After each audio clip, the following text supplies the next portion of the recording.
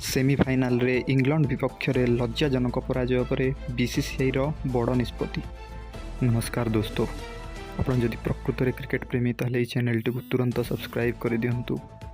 महेंद्र सिंह धोनी को दल नुआ कोच भावे आनिबा पाई योजना करुछि।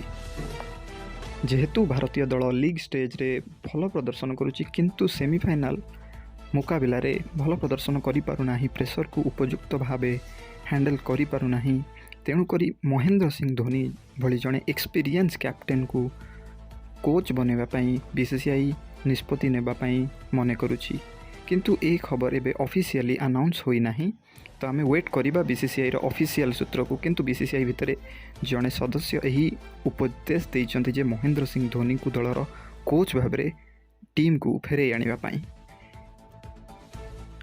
धोनी जदि इंडियार कोच बनती ताहले केते फायदा हबो दल को। आपनक मतामत कौन कमेंट बॉक्स रे निश्चित जणातु। क्रिकेटर टिकी निकी खबर पाई एही चैनल टी को तुरंत सब्सक्राइब कर दियंतु और बेल आइकन को दबाई दियंतु। धन्यवाद।